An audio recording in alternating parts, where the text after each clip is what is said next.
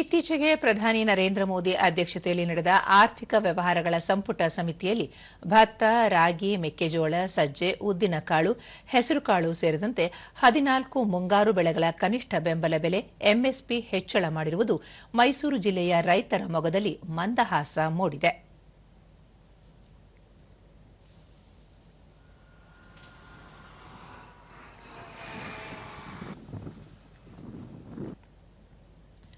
ನಂಜನಗೂಡು ತಾಲೂಕಿನ ರೈತ ಚಿಕ್ಕಸ್ವಾಮಿ ಕೇಂದ್ರ ಸರ್ಕಾರ ನೀಡುತ್ತಿರುವ ಸವಲತ್ತುಗಳನ್ನು ಸಮರ್ಪಕವಾಗಿ ಬಳಸಿಕೊಂಡು ಎಣ್ಣೆಕಾಳುಗಳನ್ನು ಬೆಳೆದರೆ ರೈತರ ಆದಾಯ ದ್ವಿಗುಣಗೊಳ್ಳಲಿದೆ ಎಂದು ಹೇಳಿದರು.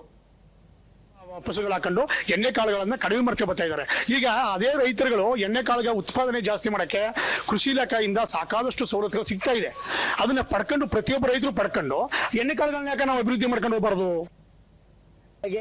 ರೈತ ನಾಗೇಶ್, ಕೇಂದ್ರ ಸರ್ಕಾರ ವಿವಿಧ ಬೆಳೆಗಳಿಗೆ ಬೆಂಬಲ ಬೆಲೆ ಹೆಚ್ಚಳ ಮಾಡಿರುವುದು ನಮ್ಮಂತಹ ರೈತರಿಗೆ ಅನುಕೂಲವಾಗಲಿದೆ ಎಂದು ಹೇಳಿದರು. ಉತ್ತಮವಾದ ಹೆಚ್ಚಿನ ಬೆಳೆಗಳಲ್ಲಿ ಬೆಳೆದು ಬೆಳೆಗಳನ್ನು ಅಧಿಕ ಬೆಳೆಗಳಲ್ಲಿ ಬೆಳೆ ನೀಡಲು ಅವರಿಗೆ ತೊಗರಿ ಮತ್ತು ಗೋಧಿ, ರಾಗಿ ಇನ್ನು ಮುಂತಾದ ಬೆಳೆಗಳಿಗೆ ಹೆಚ್ಚಿನ ಬೆಲೆಯನ್ನು ಬೆಂಬಲ ಬೆಲೆ ನಿಗದಿಪಡಿಸಿರುವ ನಂಜನಗೂಡಿನ ರೈತ ಕುಮಾರಸ್ವಾಮಿ, ರಾಗಿ, ಸಜ್ಜೆ, ಹೆಸರುಕಾಳು ನೈಸರ್ಗಿಕವಾಗಿ ಬೆಳೆದರೆ ಇಳುವರಿ ಕಡಿಮೆಯಾಗಲಿದೆ.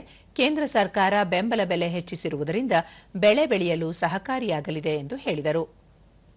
ಇಳುವರಿ ಕಮ್ಮಿ ಬರುತ್ತಾ, ಇಳುವರಿ ಕಮ್ಮಿ ಬರೋದ್ರಿಂದ ಪ್ರೋತ್ಸಾಹ ಧನ ಕೊಟ್ರ ರೈತರು ಬದುಕ್ತಾರ, ಗ್ರಾಹಕರುಗಳು ಒಳ್ಳೆ ಒಂದು ಅನುಕೂಲತೆ, ವಿಷಮುಕ್ತ ಆಹಾರ ಸಿಗುತ್ತೆ ಅನ್ನೋದಕ್ಕೆ ನಾನು ಇಚ್ಛೆ ಬಯಸ್ತೀನಿ.